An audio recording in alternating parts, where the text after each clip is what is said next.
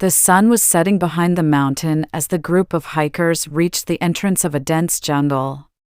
They had been hiking for hours, and the canopy was so thick that the forest floor was completely dark. But they were excited to reach their destination, a remote village deep in the heart of the jungle, rumored to be home to a tribe of cannibals. As they trudged through the jungle, they began to hear strange noises. The rustling of leaves, the snapping of twigs, and the occasional growl of some wild animal. They quickened their pace, their hearts pounding in their chests.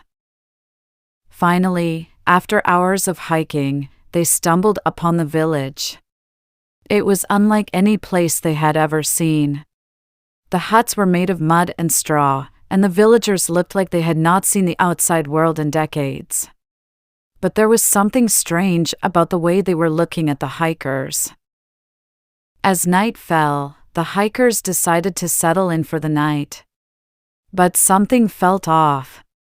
They couldn't shake the feeling that they were being watched.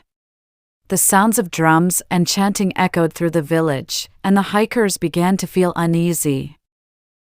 Suddenly, a villager appeared in front of them. He was holding a human skull, and his eyes were filled with a dark, primal hunger. The hikers tried to run, but they were quickly surrounded by a group of cannibals. The cannibals dragged them into the jungle and into a clearing. In the center of the clearing, there was a large pot boiling over a fire. The hikers realized with horror that it was filled with human flesh. They were tied up and forced to watch as the cannibals feasted on their fellow hikers. The smell of cooking flesh filled the air, and the hikers knew that they were next. But then, something strange happened. The cannibals began to convulse and writhe in pain, their bodies contorting in unnatural ways. And then, they began to die, one by one, as if struck by some unseen force. The hikers were left alone in the jungle, shaken and traumatized. They never spoke of their experience to anyone, and they never ventured into the jungle again.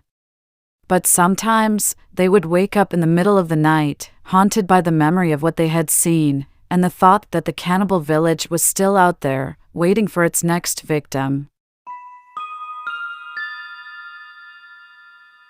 Emily had always felt like something was off. She couldn't quite put her finger on it, but there was a lingering sense of unease that followed her around like a dark cloud. But she never could have imagined the truth behind it. One day, Emily received a message from an unknown sender, claiming to be her long-lost twin sister. Emily was shocked. She had always thought she was an only child.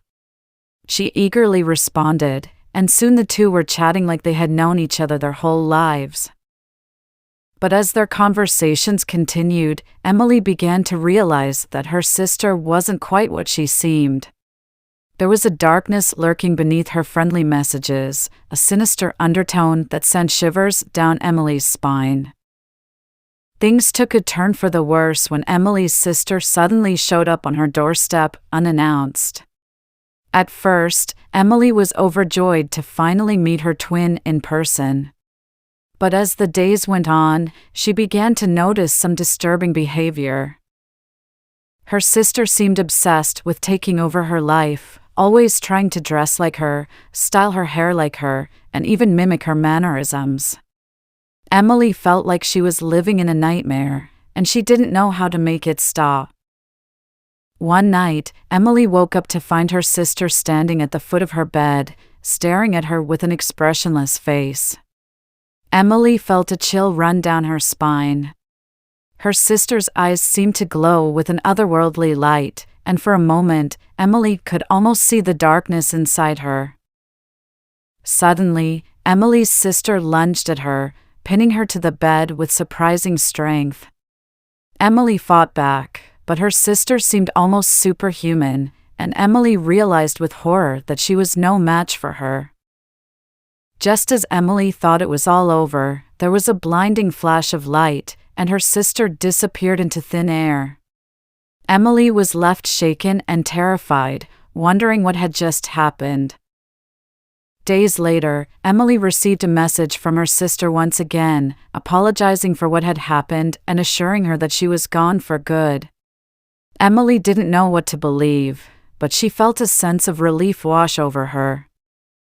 As the days passed, Emily began to feel like herself again.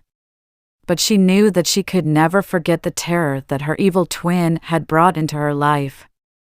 She vowed to always stay vigilant, to never let her guard down again. Because she knew that in the shadows, there were things that were far more dangerous than she ever could have imagined.